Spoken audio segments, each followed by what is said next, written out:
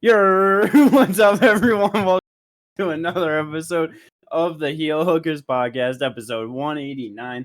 And we are back to talk about all the things coming up this weekend. We got PFL, we got UFC Atlanta. Let's go. Whole bunch of great fights to talk about before we get into all of that. Don't forget to like and subscribe, drop a comment. We appreciate it all. Hooray, let's go. Well, first thing to talk about, everybody's favorite, PFL. We all love it, especially in the year of 2025. It's as meaningful and impactful to the MMA world as ever. Well, I mean, that might be true, but like 0 times 0 is still 0. So like, that's so true. It really is just crazy how, like, I don't know, they're just, even with this card, like, there's a lot of like just very solid fights, just, you know what I mean, like for PFL, like they have like some meaningful fights, but it just this year, man, it just really has fallen off, and it just doesn't feel the same. Yeah, no, because I feel like I don't know, I feel like you can only see fighters fight each other so many times before it's like, all right, you know, because we do end up with like a lot of rematches within this, because a lot of people participate in the brackets year after year. Yep. And then I feel like even with this one, just the miss on the way they set up the brackets, where even like how it's showing in this card, we have in the co-main Jesus Pinedo and Gabriel Braga. Mm-hmm. It is the trilogy between them. They are 1-1 in this.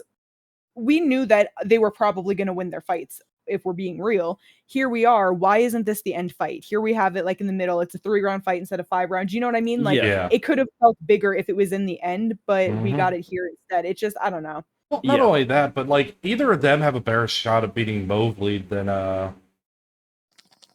him does. Like, it's just like, it's one of those things where I'd prefer that, because even if one of them loses to Maverick, it still kind of builds up for that next fight more than what it's going to now.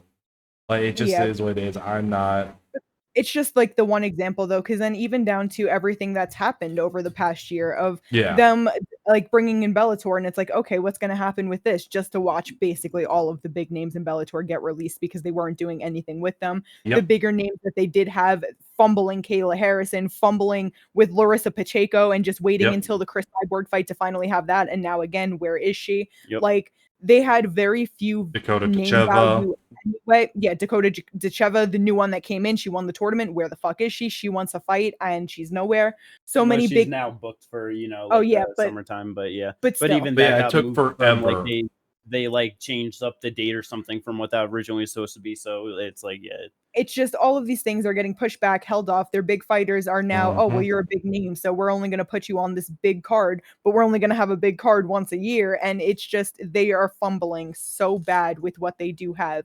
And it's just been crazy to watch them do this. And then, like, also, like, they do have tournament alternates, which is good. I do like that. But one of the problems with that is the potential of, with Kennedy or Oryx, like, if Kennedy wins, and let's just say somehow it's Braga Maverick in the tournament final, either one of them drop out, Jeremy Kennedy steps in, it's a rematch either way. Then if it's Pinedo versus like Maverick drops out and Borix wins, now just a rematch of a fight we saw where Borix got finished in the first round. Like, it just most of these things just aren't, and it's entirely possible, because like one of these guys, like, they could go out, you know, but and then all of a sudden it's like, they broke their hand in the fight, they can't fight in the final fight, and now, you know, whatever happens. It's like one of those things where it's like, tournaments like this are not really great in MMA. It's like, if you're doing one and you're doing like a big Grand Prix, fine. But this kind of just doesn't work when you're having your whole identity based around it. Do you know what I honestly think would probably be the best thing for PFL? Because like originally with, like, you know, obviously getting like all the excess like fighters from Bellator and like expanding their roster and like, you know, they're trying to do things, like, I saw the potential being there, but they clearly cannot run like the tournament systems along with like just having like the other belts, you know, of like Bellator and like having like the matchmaking structure. I really feel like if like because the tournament thing, that's clearly their main focus and what they want to do. Yep. They just have to go fully into the tournaments. I feel like in like 100% commit to that. And I honestly think like something that I feel like could be probably just like a better structure to that is with like because obviously like they have MENA, they have PFL Europe, they're like doing PFL Africa. With having those smaller tournaments, probably try and like how they want to do like we have like a couple of weeks where we do it, give it a little break, you know what I mean? Maybe like the first quarter of the year do like PFL Europe, you know what I mean? Then like in the middle of the year do like PFL MENA, end of the year do like PFL Africa, you know what I mean? Kind of have those segmented in like different parts of the year so it's easier to follow and it's not like you just kind of have them running into each other. And then with the world tournament, spread that across the entire year. That would be so much better because with the world tournament, that's where you have obviously your best fighters, like the highest talent of athletes.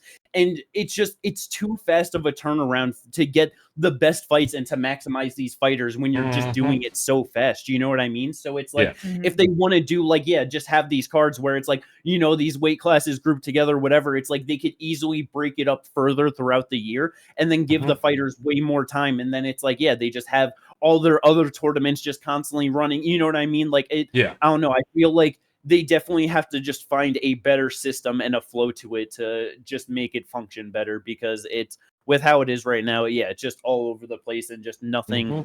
It's just so disorganized and nothing feels meaningful anymore. You know what I mean? Like they have to just fully lock into something and that's like they just haven't done that yet. No, and I understand that. It's just one of those things. Like I can't speak for any other type of sports, like when it's a single athlete sport and tournaments and all that. Like, but like for me, like tournaments only really work, in my opinion. Like, besides for like, if you're doing like something like this, like it kind of works. Like for the most part, tournaments work because it's usually a team, and so it's not so much about the players; it's about the team overall. And like, the players matter, but you're like invested in that team, not so much all the players. You can be invested in the players, but you also understand, like, hey, this person might not be here for however long, blah, blah, blah. It's just one of those things where it's just like, I don't know how well this can continue to work, especially with the way they're doing it. And with what you're saying, I understand it. And it does work, I think, better. But it's still one of those things where it's just like, how much are people really still going to care? They're still going to be like, oh, well, it's just PFL.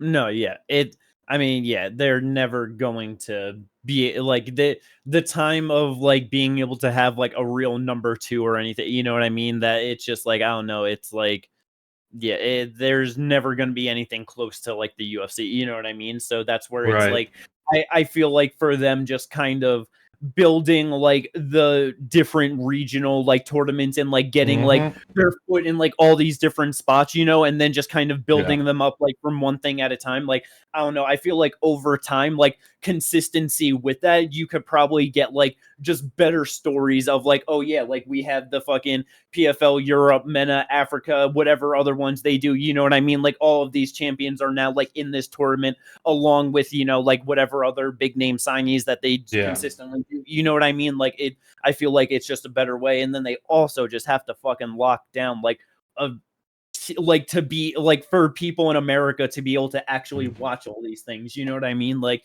it's just, and it's almost like if they had their own like, I don't know, like Fight Pass or something, like their own application maybe. Like it's one of those things that we've talked about multiple times. Like you literally own your own fight library and Bellator's fight libraries.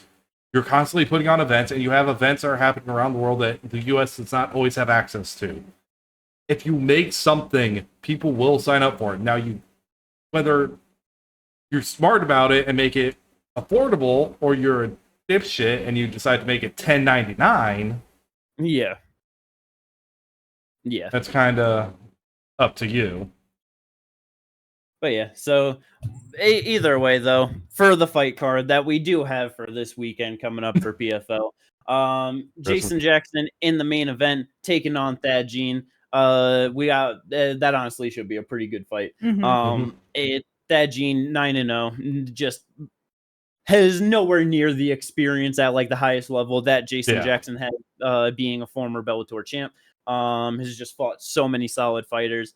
feel like Jackson should probably be able to go out there and get it done, but you think the young, hungry up-and-comer in Thaddean can go out there and possibly get a knockout win? That is really solid. He doesn't have the same experience, and like I feel like Jason should win, but I don't think I'd be too surprised if he could get it done. You know? Yeah. No, yeah. He's just 26 years old. We've gotten to see a few fights from him in PFL. But just a good test to see where he's really at. Yeah. No, 8 yeah. years younger, 1 inch taller, but a 2.5 inch reach disadvantage for Thaddean. So it does. I feel like if anything, like just being much younger too. You know what I mean? Like just Jason just been around for a while, could just be slowly getting older. You know what I mean? So 34 years old, he'll be 35 this year. So yeah, no. I think I think Jason should be able to get this win, and then after that, I don't know what happens. I mean, I do think that whoever comes out on top, I honestly have no doubt about that, because it's like Jason Jackson, his only loss in recent years, coming to was it Ramazan? Ramazan Kuramagomedov easily got out grappled in that one, but it's like the title win over Yaroslav, like that just was such an incredible win, easily like just dismantled him, just like defended all the takedowns really well, you know what I mean? So it's like it just, I don't know, like I will say, with how long maybe Logan Storley's gonna win, and you know what I mean? Like, no, yeah. With how long Logan Storley and him were both in the PFL, both in Bellator, I'm surprised they never fought. Yeah. But it's like, I really do think that the winner of this one should be able to come out on. Because it's like, because if Thaddean is like kind of piecing up Jason on the feet, he's going to go to the grappling. And if he's like just stopping it easily, you know what I mean? Then he's probably just going to do the same to the winner of Logan Storley and Kikuri, who's in the featured bout, which I honestly don't have much feels about that fight at all. Yeah. No, yeah. I don't.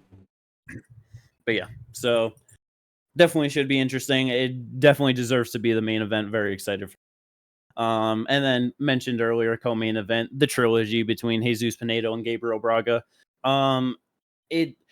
And like the thing that, because obviously we said before, it just sucks of like, having it so soon in the tournament of like just booking it this way, but it's also like just not giving it enough time overall in years for them to just grow, and you know what I mean? Just because it's like it was a split decision in the first one, Braga got it, and then he got stopped in the second one. I just feel like what has changed between them that is like Jesus Pinedo isn't going to go out there and just get a stoppage on the feet again. You know what I mean? It's been almost a year and a half since their last fight. That's what's changed. So I definitely favoring Jesus Pinedo in that one. And if he goes out there and gets it done, I 100% feel like he's going to be staring across from Movlid Habalayev in the tournament finals for that championship. Yeah, I feel like he's going to win again though this year. It's entirely possible. Again, like it's one of those things where someone gets injured, they can't make the weight, whatever it may be, they get injured in camp. As well, like that's one of those things where it's just like that's why tournaments are weird. But what it is for me though is that Mobley just really didn't look that great in his last fight against Jeremy Kennedy. I will say that's also true.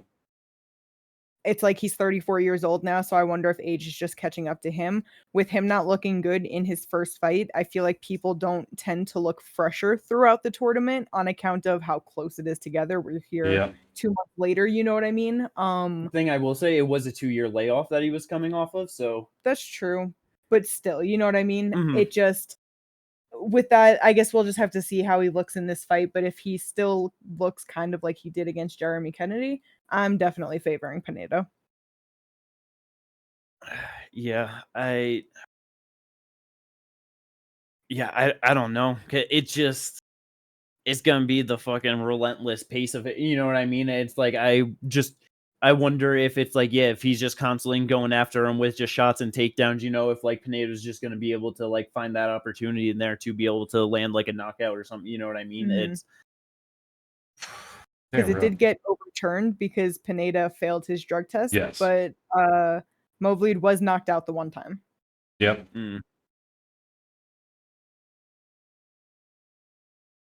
Not impossible, you know? Jesus Pinedo on some fucking steroids for this one. Gonna get all beefed up and Potentially. go out there and knock him out, you know? No. I mean, could be. Yeah. Bro, if Jesus Pinedo was able to go out there and do that, it'd be pretty damn impressive. That would, so, like, yeah, legitimately, like, yeah, just like you said, just, yeah, that being overturned to no contest, but to be able to take that over from Maverick, especially in tournament finals, that would be fucking big for him, man. Oh, yeah. No, yeah, 100%. Well, his career from there either. Maybe he shouldn't win that. Maybe he shouldn't get too big so he could keep getting fights. You know what I mean? Keep making money. Hey, he wins a second tournament. $500,000 bonus. At the Only end of it. 28 years old. Let him sit out for a year until he's like, release me, and then he can move on and do better things. That's very true. Yeah. Or just sit on the money and be like, I got paid. Imagine. I'm not even 30. You imagine Pinedo wins the whole thing. They ask how he's feeling. I'm feeling great. PFL, go ahead and release me now. Does that on the... Could you imagine? That'd be funny. He's just like, I have definitely gotten the most amount of money from this promotion that I can. Please release me. I will not fight further. That'd be hilarious. That's also one of the other reasons why it's extremely hard to get a number 2 promotion like that, even like rivals UFC, because immediately once we start seeing someone really coming up in these, what is our first thought? I want to see this guy fight these guys in the UFC. Yeah, it's one of those things. Just, you know, sometimes like it's always like, I don't know. It's good kind of to like allow some of those people to go, because and then with like Kayla Harrison, whatever, like you just get the legitimacy, you know what I mean, like of some fighters in there to like help build, like, you know, just like maybe people will watch some of them, but yeah, definitely need to be able to hold on to like some of those stars, you know what I mean? Yeah. But yeah, I mean, other than that, you know, I know you mentioned it earlier, Ginger, as the alternate, Jeremy Kennedy on board. That should be a fun fight. And then we do have Magomed Umalatov on the card. Was supposed to fight Andrei Koreshkov, which that would have been absolutely incredible. But Koreshkov had to pull out and steps in 15-7 Anthony Ivy. So definitely less meaningful, but happy to see Umalatov back. So well, let's go. There's a prelim fight against someone who's 2-0, who's fighting someone who's 4-5. Sounds absolutely perfect for PFL. Let's go. But yeah, that is all of the meaningful stuff there. Let's hope that we just get a good fun card overall, you know? Yep. But let's get on to the good shit. UFC Atlanta. Kate's fucking crazy, talking like this fight card sucks. I don't know what the fuck she's thinking. It's we got not banger that after it banger. sucks. I think it's gonna be fun. There's gonna be good stuff. It's just like going through it. It was like, oh damn, kind of like an underwhelming amount of meaningfulness for an on the road card. I was about to say, for an on the road card, kind of mid. In terms of like name value. Like action, it's gonna be fun. Oh yeah, there's gonna be plenty of action. Yeah, that is definitely fair, because it's like, yeah, overall on the card you don't have the most top 15 contenders and stuff fighting on it, you know what I mean? So I do get that. But the main event, and because it is also one of those things too, where even with the main event, it's I'm less excited about this fight specifically, and more of what should be the result and what that sets up Joaquin Buckley in the future. I 100%. Because Kamaru Usman versus Joaquin Buckley, it's like, obviously, like, Usman just 3-fight losing streak, the 2 losses to Leon, which, you know what I mean, championship level, no in that, and then the loss to fucking Hamza, which in all reality, especially how Hamza performed after, against Whitaker after, is like, really kind of just shows just how good Kamaru Usman actually is, you know what I mean? And it's like, it's not easy to just run through him or anything. No, yeah. But I just feel like at this point, with the age and everything, we know how terrible his knees and back and just everything is. His movement is not there. He's just not the most mobile guy. And against an extremely explosive, devastating fighter in Buckley, I just don't know what he's going to be able to do out there against him. Unfortunately, it's just father time catches up with everybody, and I think this is father time is going to be in the corner of Usman this fight, unfortunately. Because, like you said, Buckley's just so explosive. And he's not afraid to take fights to the ground. He's not afraid to throw strikes. And it's just going to be one of those things where I just see him being able to get in on the inside and just be able to blast him with the right hand and just puts him out. I wouldn't be shocked if it almost looks like the knockout he had over Masvidal, where he just gets that overhand and just puts him out cold like that. Yeah, because it's like he Buckley definitely will go for takedowns, but I don't think he's not going to do it in this one. It's like, even with fucking how terribly shot Usman's body is, his takedown defense is still off the fucking charts. Like, it's gonna be hard to do that. But yeah, I do think that just on the feet, Usman's just gonna be too slow, too plotty. Yeah. And it's like Buckley's just gonna be all over him. Yeah, like, I don't know if it's gonna be a first round knockout. Like, part of me feels like that feels like a little bit too quick to just kind of happen to Usman like that, you know what I mean? But it's like under 2 rounds, I feel like is so live for Buckley. He's getting him out of there in 10 minutes, and I would not be surprised if it's in the first. You're going to get him out of there 7 minutes, 23 seconds into the fight. Maybe. But bold prediction. Let's go. But yeah, man, it's just like, it's gonna suck for Usman, because it's just one of those things where it happens to so many legendary and great fighters, where it's 15 fight win streak, like getting close to the conversations of like, how good is he comparatively to GSP, you know what I mean? Like, almost tying Anderson Silva's winning streak record, and then now just potentially could be on a 4-fight losing streak after this. Yeah. And like, Buckley, he's hoping to clear out the division of the old men. Stephen Wonderboy Thompson, Colby Chaos Covington, Kamaru Usman up next. Like, hell, back in like 2020, that would have been a hell of a fucking run. Holy shit. Oh yeah, that literally would have been like all the best guys in the division. In the past year, it's just like, damn, he is just running through all the old men. Yeah. And it's like, he's just, the 2 other ones gotten finishes over both of them. It's like, both of them have been finished before, but it's not like they're going out there getting finished often. So it's like, it is so easily live for him to be able to get it done over Usman. It's gonna suck to see, but after that, this welterweight division, it's one of those things where it's like, I want to, just kind of like, it's always fun to just predict like who's gonna fight each other. Who fucking knows? And then like, whenever like it does get matched that way, like, it's always just like, this is like the fight that I wanted, but I just have no idea how anything is gonna go. You got Ian and Bilal talking shit to each other. Bilal wanting to fight Ian at MSG, so it's like, who knows if we're gonna get that instead of Sean Brady and Ian, and so, you know what I mean? It's like, I have no idea where they're going to end up going with Buckley, but Sean Brady willing to fight just about anyone, so that might happen. They might try to set up him versus. They might try to set up Buckley versus like Edwards. I doubt it. Yeah, I don't know. Buckley versus Shavkat is a very interesting fight. Yeah, that. Yeah, man, you really can't go wrong. Let's get Buckley Shavkat. I'm down for it. I think that would be a really fun way to go. You do Buckley Shavkat, do like Morales, Leon Edwards. You give Sean Brady the next title shot or something. You know what I mean? Well, no, it's going to be Islam. What I was going to say is, I didn't hear all the ones you said. Can you say them again? You cut out for like a split second. Buckley, Shavkat, Morales, Leon. Okay.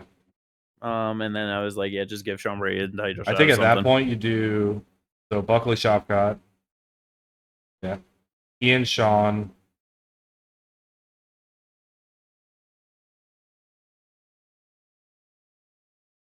Yeah. Either way. And then just do Shav. No, wait, you said Shavkat. Yeah, whatever. Bilal can just sit out for the rest of the year. It's What fine. the fuck? Who knows? Just let them do what they do. Yeah, It'll be good either way. exactly. That was getting to before, but yeah, welterweight. It's absolutely incredible. I can't wait to see all these fights play out the division. It's gonna be great. Co-main event though, absolutely thrilling matchmaking here. Two former teammates fighting each other. What's a better storyline than that? That's the whole storyline of Kayla. Big, No, meaningful. it's so different. It's the same. It thing. is completely different. Roughly equivalent. Sir, roughly is doing so much goddamn work in that sentence. Holy shit. Miranda Maverick kind of looks like Kayla Harrison a little bit if you squint your eyes a lot. I was going to say, squint your eyes a lot. You mean close them? They're both stocky, Blonde? muscly blonde women. Racist. Anyway, Rose is a legend just like Amanda, you know? I just like. Rose UD. probably. Maybe? She should be able to stuff Miranda's takedowns realistically. Yeah. It's like Realistically. Miranda is like strong and physical, but she doesn't have the greatest takedowns and entries and all of that. She kind of just wrestles bad people to the ground. Like her last 4 wins are Priscilla Cachoeira, Andrea Lee, Diane Barboza, and Jamie Lynn Horth. And Yeah. on that run, they're like Rose. Come on. Logical care. step up in competition. I don't care if Rose doesn't look her best at 125. Yes. She is still better than the back end of the division, and she's proved it with the wins over Amanda Hebas and Tracy Cortez. You know, Yes. it's like she should definitely be able to stuff the takedowns. She should get it on the feet. She should be able to just win a decision over her. Like, No, yeah. I mean, like, in the UFC, none of Miranda's losses are, like, terrible. It's Macy Barber, Erin Blanchfield, Yasmin Jasovicius, all of them being top 10 contenders at this point. Yeah. Yeah. So, more than likely... Ironically, 4, 5, and 6 right now. Nice. But, man, where's Rose? 7. She's literally going down the line right now. Her next fight will be basically what Ginger was talking about in the last one with Juliana, but in reverse, and it's just a wacky way of going around about to it. But yeah, like you said, it just clearly not her best in this division, but still should be much better than Miranda Maverick to get it done. Don't think she's going to go out there and get a finish in Rose, but that's where it. Easy 29, 28, 30, 27. Like this should be a very easy winnable fight for Rose Namajunas. Yeah. Oh yeah. Also, UFC fuckery. Both Miranda Maverick and Karine Silva are both ranked number 11 right now. Of course. Makes perfect sense. Let's go. So then Miranda Maverick gets bumped to 12 after that loss. So and then it'll all make sense. It'll be fine. It'll be fine. This featured bout. This is where it drops off, and this is what I was talking about. Not in fun, but you're not going to tell me it doesn't in me.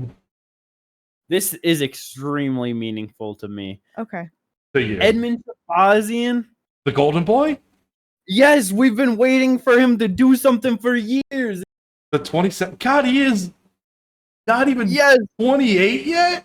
God He's damn. so young still. When will he ever potentially put things together? I don't know, but this is not the fight. I was about to say, has he left? Oh yeah, he's at Shin Couture. He might actually be putting things together now. Yeah, I know he's been there for a little bit. Bro, I don't know what's gonna happen in this. I feel like he could win, but he also just might get fucked up real bad. Yeah, it's kind of a in the middle type deal. If he can knock him out, if he can land that strike, he should be able to win. But if Andre Petroski is just able to get in on the hips real quick and just grab up double legs, it's going to be Petroski by submission in round 2. Yeah, or ground and pound. It's like, Edmen, like 7-5 in the UFC is 5 losses. Derek Brunson, Jack Hermanson, Nasruddin Imavov, Anthony Hernandez, GM3.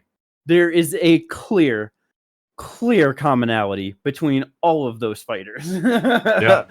And it's like the least person of like a grappler in there is Nasruddin. Elbows from crucifix is how he beat him. Like it's Hermanson by decision.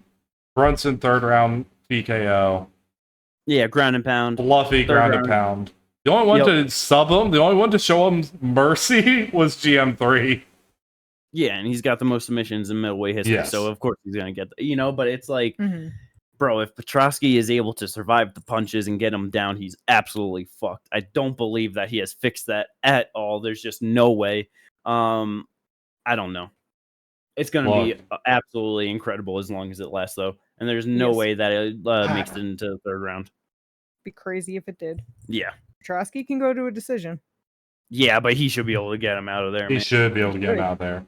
But also, this is the same man that ran his head into a hip and knocked himself out by running his head into a hip.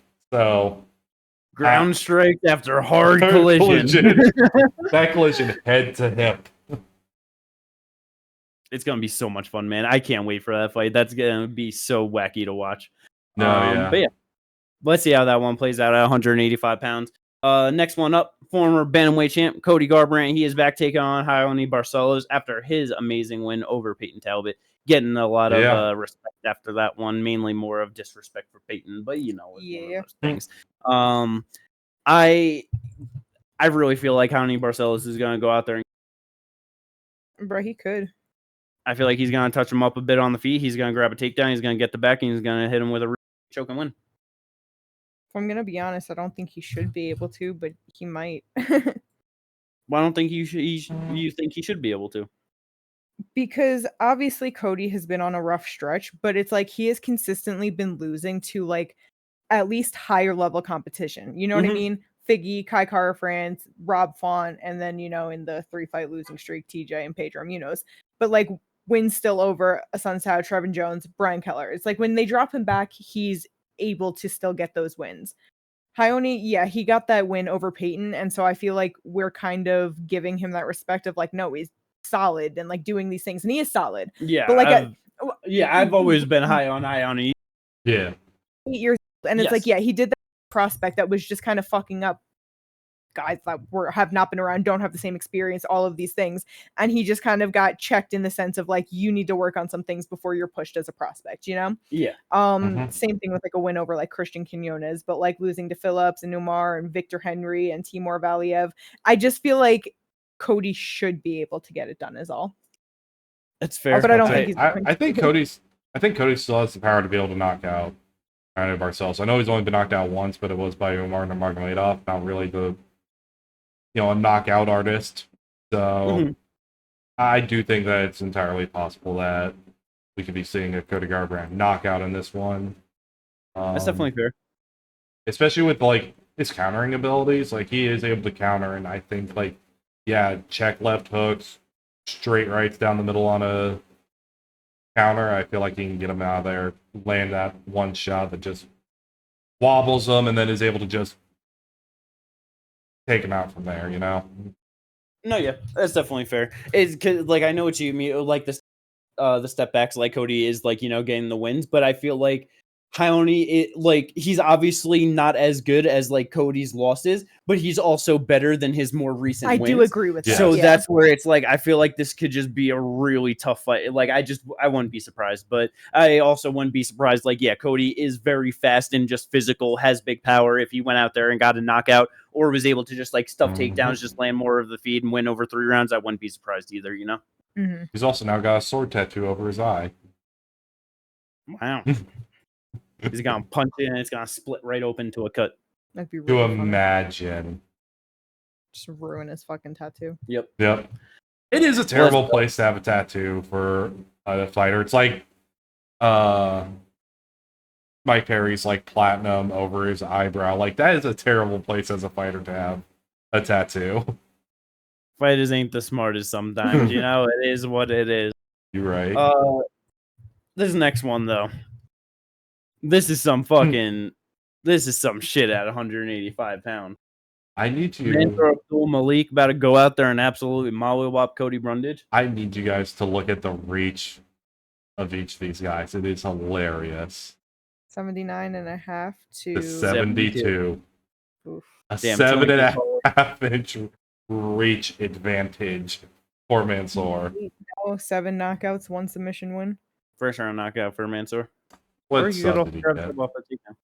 That's him. Huh?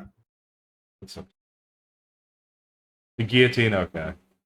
I was hoping to see a Darce, because with those long-ass arms. Might go out there and Darce choke him. It's very possible. But yeah, he's probably going to put hands on Cody that he can't. Oh, he's going to knock him out. Poor Cody. Yeah, sad. Finally just got the 50-50 in the UFC. Now it's about to go back under. Yeah. But that should definitely be fun for as long as it lasts. But who knows? Maybe Mansur gets cursed with the UFC undefeated fighter curse. You know what I mean? So we'll see how that one. They've been doing better. You know. I was about to say we have 3 undefeated fighters on this card. Yep. Because then the next one is in the next fight, last fight on the main card, Alonzo Menifield taking on Oumar Sy. Oumar Sy 11-0, very solid prospect at 205. I really feel like he should be able to go out there and get a finish over Alonzo Menifield. Yeah, at 6'4" with an 83-inch reach versus 6 foot with a 76-inch reach. Damn, another fighter With a 7-inch reach advantage. 4 inches taller as well. Yeah, that's fucking... And a lot younger. 29 to 37. Yep. Yeah. Oumar Sy also, if I remember, has good takedowns, good submissions. Yep. So he should be able to...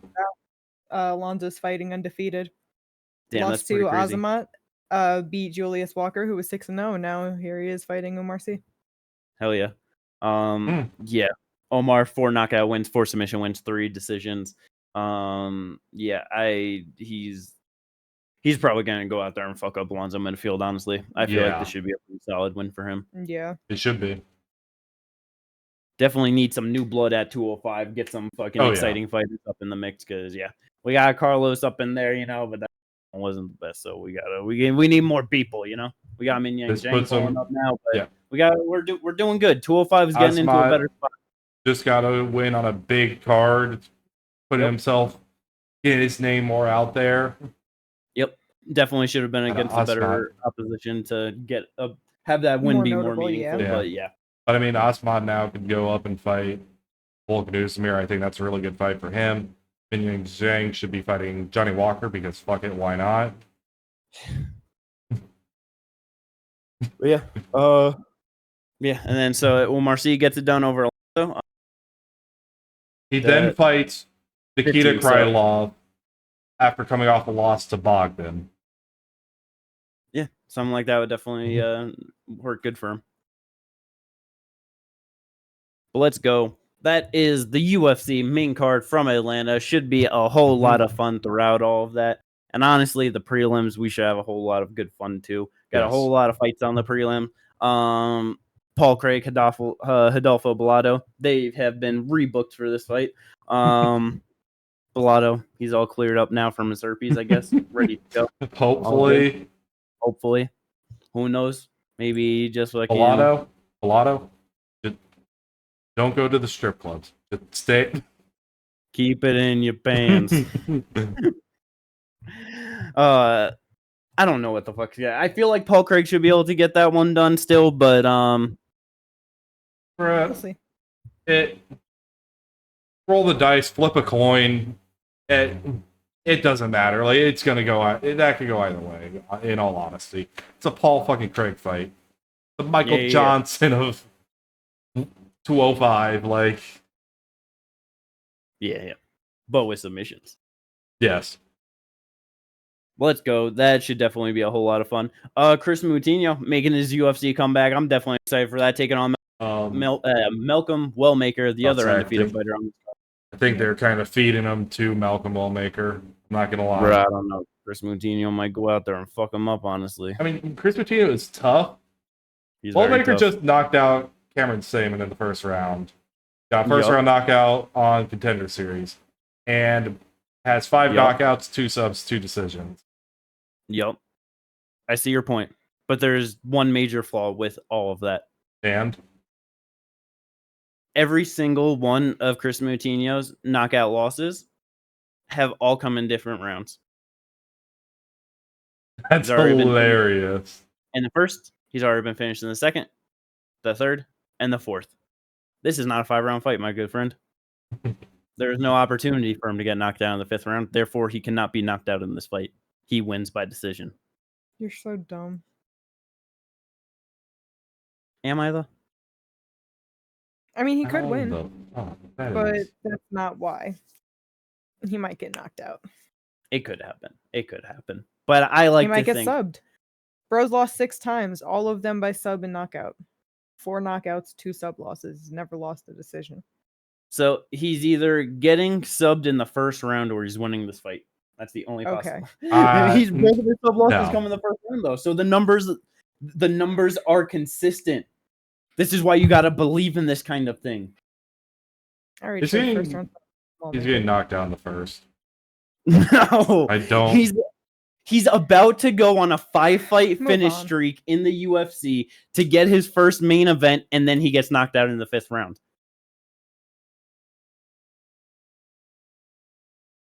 Whatever you say, buddy. It's gonna be really funny when he just gets 1 punch knocked out in the 1st round out here. Just goes out there running, just like Jekka.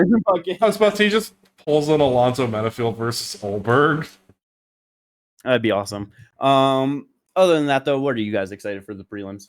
Ricky Simone and Charles Jourdain should probably be a fun fight. That's gonna be a great fight. I'm very excited for that one. I was about to say, you kind of stole my thunder because that was going to be the fight I was going to talk about, was Malcom Wellmaker. Well, bring up a different one. Michael Chiesa and Court McGee should be a fun old man's fight. Let's go. That's the one I knew he was going to bring up, and I was about to be the first one to sub Court McGee. Nah. He could. Court going to smash him. 40-year-old Court McGee. Bro, I believe in my motherfucking Court McGee. Yep. Him with his 0 TKO finishes and his 11 UFC wins. No, bro, I'm sorry. He can't be the first one to sub him. I need Chiesa to win via decision. He has 21 submission. He has 21 decision losses, 11 wins, 10 losses, 21 decision fights. Fights that ended in decision. Sorry. 11 wins, 10 losses. I need him to go 50-50 with decision losses. He's talking about Court McGee. He has 11 decisions. Nope. Not going to happen. He's getting subbed. Court's going to sub Chiesa. He might. Gonna smash him. Or is that Frank over the last one against Tim Means? You know what? Actually, I would prefer for Chiesa to get a TKO for his first ever TKO win. Do you know how sad I would be if Michael Chiesa got his first TKO win off of Court McGee? That'd be so disrespectful. He can't go out like that. He gonna smash him. Let's go. But yeah, that should be a good old man's fight though. Yes. But yeah, other than that, not too much. Cody Durden is on the card. Should be a solid fight at 125 pounds. Yep. Phil Rowe on the card should be fun. Should it? Phil Rowe, Ange Lusa? Yeah, Phil Rowe solid. Yeah, but Ange Lusa can put on some boring fights. Phil Rowe. Yeah, but I don't know if he can do that against Phil. We'll see. Phil gonna knock him out. Alrighty. Hopefully. Let's go. Other than that, there ain't shit to talk about for this UFC card. We got fight news, and it's very minimal for this one. Yes. We like to usually have a whole lot of stuff to, just jam-packed and make it all great. There's nothing. I mean, the fights that we do have, they're gonna announce solid. There are gonna be like 5 title fights that get announced tomorrow. It is what it is. Azamat Bakoyev, he is making a fucking name for himself on Twitter, being absolutely hilarious. He said, I want to fight in the Apex, and don't at the UFC, as he added the UFC while saying that, and I want to fight Torres Finney, and then they booked him against Torres Finney. He was like, I got to stop posting jokes because he's like, I don't want this. The UFC doesn't understand humor. He gonna go out there and fuck up Torres. Yeah, he's gonna beat the shit out of him. Bro, Well, I want 5'8" fucking 100%. I want middleweight. Torres to win so bad. No, I really don't, because believe in him. Azamat is actually very fun, and is. I've been enjoying his personality as just a fighter in this division, because 185 kind of sucks. It does not suck. It's incredible. There's really good things, but there's minimal good things, and that's just what I mean. You know what I mean? It's just nice to have some more life in certain divisions, I because get like it. he keeps doing good and he goes up, and yeah, it's him and Hamzat or him and DDP, and they're talking shit, fun stuff there. You know, we like to add the personality. That's all. I get it. But Torres, Finney, oh my god, I want him to do good, man. It's- Greatest fighter in Contender Series history. That's true. He did go 3-0 in Contender Series. Yep. There'll never be another man as great as him on that specific stage. Okay. So it's not meaningful, but hopefully, you know, Azamat can just win and turn around quick, get a higher level fight. Bro, I just love how Torres Finney's built. I want to see him do good. I want to see him rise to the top. Everyone's going to doubt him, but he's just going to keep getting it done look better every single time out there. I believe in Torres Finney. I'm all in. Let's go. He's going to get fucked up in the first round. Next fight, talk about UFC 318. Dan Ige taking on Patricio Pitbull. He is back for his second UFC fight. This is going to be another rough fight for him, I feel like. Oh, yeah. Probably. It's like Dan loves to obviously fight in the worst ways possible, but it's like he's just going to be right there with him, throwing punches, just being in his face. I feel like being more active. It's like Dan Ige's tough as hell, very active, and Pitbull is just old. Yeah. By the time this fight happens, it'll be right after his birthday. He'll be 38 years old. Like, you know what I mean? Yeah. Like, obviously early in 38, but late in 37. Bro, like, yeah, 38 at fucking 145. Yeah. That's So, and again, rough. Yeah, like you said, just Danny A, super tough, never been finished. Like he's not getting out of there. Oh, it just is what it is. Coming off of a great win, knocking out fucking Sean Woodson too. Yep. Or TKO, but still, you know. Yep. TKO. Yeah, just definitely should be a very fun fight, but definitely expecting Danny Gay to get that one for sure. Yeah. And then the last one, Anthony Hernandez taking on Chase Hooper. UFC 319. Just another step up for Chase Hooper, climbing the ladder at 155 pounds. Bro's gonna go out there and just fucking wrap and tangle up Hernandez and get a submission very easily. I feel like this should be a very solid win. Obviously, has to worry about some of the power striking in the first round, but yeah, and also he probably did. I'm really enjoying this climb that he's been on. And it's the way they've been matching him up. Yeah. He's a young guy, 25 years, only 25 years old now, you know, at 155. It's just the right way. No, yeah, that's 100%. Right. Hernandez isn't that old either. He's still only 32. Mm-hmm. Yeah, still just right very there. Back and forth. But yeah, no, he is. I'm not disagreeing. Yeah. It's just like one of those things that, I mean, 2-fight winning streak right now for him, beating the 155 fighters from the last tough series in Austin Hubbard and Kurt Holloway, right? Yeah. That's hilarious. Yeah, so he just beat up 2 old men as well. Okay, they're both coming off 2 fights with 2 old men. Okay, got it. Yeah. But yeah, Chase Hooper should look very good. I'm definitely very excited for that. It's going to be a fun day when he's actually working and cooking towards the top 15, and it's just like, oh shit, he's actually here and like actually able to win those fights. Like that would be awesome to see for him. Hell yeah. Oh, 100%. Let's go. That is all the stuff to talk about, though, for this episode of the podcast. I hope everyone enjoyed this one. Don't forget to like and subscribe, and hopefully we'll catch you on a very fun review to all of these fights. Let's go. Peace out, everyone.